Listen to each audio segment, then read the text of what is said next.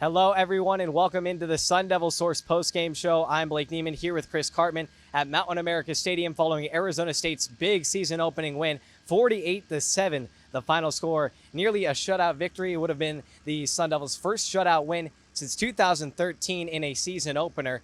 2 seconds left. Wyoming does find their way across the end zone, but still a large victory for the Sun Devils, certainly above both of our pregame expectations. So what are your thoughts and takeaways of this victory? It was a better performance than I think almost anybody expected. I don't know about internally, privately, maybe what some coaches thought, but none of us expected that ASU would be that dominant on both sides of the ball. Now, I did think ASU had a very good defense, or at least a pretty good defense, and I predicted Wyoming would score 13 points to be held scoreless until the last drive and call 3 timeouts to punch the ball in late. I mean, whatever. But prior to that, Wyoming didn't have 100 yards of total offense. This was arguably the best opening game for ASU since 2013, 55-0 against Sacramento State. And look, they played with poise. They played with passion. There was a lot of energy. There was discipline. There was execution of a game plan. We saw athleticism and depth across the roster. ASU football is back on the menu here, folks. And the defense played a huge part in that tonight, nearly pulling off the shutout and forcing 3 turnovers, including 2 for touchdowns tonight. Cyrus Fiaseo started off with the second play of the season, taking it to the house on a pick 6. And then later on, we saw Justin Watley have a scoop and score. And in between that, Keyshawn Elliott with an interception. Turnovers were an issue for ASU to create last season until week 4 of the season against USC. It was when they got their first. How much more do you think this defense has improved heading into this season? One of the things that I said was their turnover margin or turnovers generated was way worse last year than a typical Brian Ward team. His teams have averaged 1.8 plus turnovers per game in 12 seasons as a coordinator. Like 20 turnovers is normal for him. They didn't have even 10 last year, right? So that was anomalous, and I didn't think that was going to be the case again, especially with how much they emphasized it. Cyrus Fiaseo wasn't even going to start in this game, I don't think, until Jordan Crook got hurt early in the week, left Tuesday's practice. Kenny Dillingham said that Crook would probably be back within a few weeks in the post-game press conference. We'll see about that, but very opportunistic to be in the right place at the right time. Ball was thrown right to him. Little zone drop. They predicted the play call. That's good coaching. Keyshawn Elliott, I think he's a star player. Really, I do. I predicted he would have over 100 tackles. Predicted he'd be like the best linebacker at ASU in a long time. He showed that. He had TFL right away. Then he was very deep in his zone drop where he got the interception. He commanded that area that he was responsible for. He's the green dot, the communicator out there, getting everything from the coaches in this new rule change that's allowed. Linebacker is probably their most improved overall position on the team, which is very important because it sets the tone for everything that you're trying to do on that side of the ball. And again, they didn't even have one of the 3 best linebackers out there tonight. Tate Romney, who had started games last year, he has a broken arm. He was our 5th linebacker coming out of camp. And that's a good sort of emblem of, I think, where they're at defensively in a much improved team. And it wasn't just the linebacker core who was showing off their depth and their athleticism. It was really scattered throughout the rest of the defense. Some of the young corners and safeties were getting after it. Rodney Bimage made some nice plays, especially the defensive ends like Clayton Smith and Elijah O'Neal each had sacks. This team has a lot more depth and athleticism, and it really was showcased tonight. Exactly. See, when Prince Dorba went down last year, or when Clayton Smith got hurt last year, they weren't as good. Prince Dorba's not out there for the first few games this year. Elijah O'Neal looks like it's not even really a drop-off with his pass rush capability, what he brought to the table. He and Clayton Smith each had a sack. They did a very good job of jamming up the run. Like, Wyoming is bread and butter, run the ball, and has done it successfully for a long time. Coaching change and all that aside, I think that this is going to be a much better Wyoming offense as it goes through the rest of its schedule than what was on display tonight. And Kenny Dillingham said he thought that as well.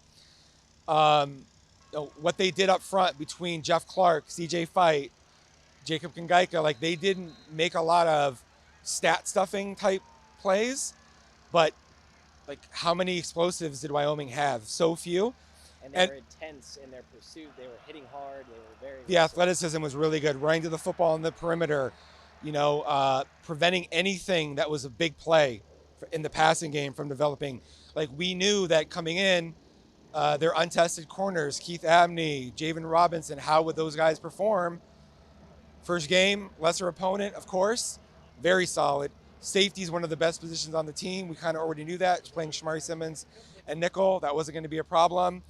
I really felt like the defense would be further ahead than the offense. Maybe is a little bit, but probably not quite as much as I thought. Yeah, the offense really exploded tonight on the rush attack and a very deep running back core that we've talked about throughout the lead up to this season. Cameron Scadaboo, Kyson Brown, and DeCarlos Brooks, each with explosive touchdowns tonight. Having that depth of that core, what does that do for an offense like ASU? And look, ASU fans saw what we've been talking about with Jason Brown coming into the game late. He ran hard. Yeah. That guy can break tackles. He's twitchy. He's athletic. And they don't have Raleek Brown right now. He's out with a hamstring. He'll probably be back Mississippi State, maybe Texas State. We'll see. But for a fifth running back to come out there and look that good, that's quite impressive. I think people also saw, I tweeted this out, both Scadaboo and DeCarlos Brooks are lighter, leaner. They look quicker out there. You could see that pretty clearly. And I think the offensive line did a pretty good job of run blocking. And it just kind of functioned the way that you wanted it to function, which then took pressure off of Sam Levitt and their offensive line, coupled with such a great start to the game defensively that they were able to carry through. And that was just such a contrast to last season when they were always under duress. It always felt like a pressure situation, and it just never, there was no comfort, no settling. Totally flipped the script in this game. And specifically having more comfort, the comfort was shown by their leader at QB1, Sam Levitt, for being just a redshirt freshman. Kenny Dillingham said he made fewer freshmen mistakes than he was expecting. Yeah, I mean, super poised. I'm watching it from the press box, so it's not like your vantage point from the sideline. But man, he looked like came natural to him. Like he was very comfortable out there, almost like it was a scrimmage type setting. He missed some throws. He had a couple of, at least one touchdown throw that was here in the back, the corner, the pylon that he put over Jordan Tyson. He had another throw that I think was an overthrow that was a miss. Got to watch that. He made some mistakes before halftime, but overall, gosh, his poise and his ability to run and scramble in a timely manner to pick up first downs, but not do so prematurely. That's a fine balance, and like a guy like Jaden Daniels struggled with that more earlier on in his career than even Sam Levitt. I think people saw that his arm talent is good. Like he was slinging the ball, and I mean, I wrote the column today saying he's the most important player that Dillingham will ever coach, and the things that Dillingham said after tonight about having 3 more years after this. And what he could become, and what he being the center though, and what he already is, I think that really spoke to what I was trying to say and what they're trying to build. This was a very impressive performance. I think some people will probably see shades of Taylor Kelly in 2012. He came in, redshirt freshman, helped ASU to an 8-win season. They won 10 games the next 2 years when he was a starter. But they're similar size and athleticism. Levitt has a better arm, which then is going to lead to some big plays, I think, in the passing game more easily probably down the field, and also force defenses to stay more honest. So this was a very tantalizing start for Sam Levitt. And Dillingham and others have talked about Levitt's growth in his leadership characteristics from the spring to now, and that's really carried forth throughout the rest of the team. A lot of personal fouls that ASU would have maybe chirped back last season, didn't do so much tonight, and I think that speaks to the involvement of this team from a maturity standpoint. I think they're poised. I think they love football. They're confident in what they're doing, and they're focused. you're right. They had Sam Levitt, I thought, took a cheap shot early up above his shoulders after he had handed the ball off. There was no response.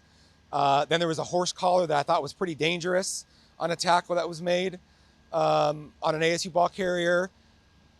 There a little bit of words, but no breakdown in terms of focus or anything that carried over.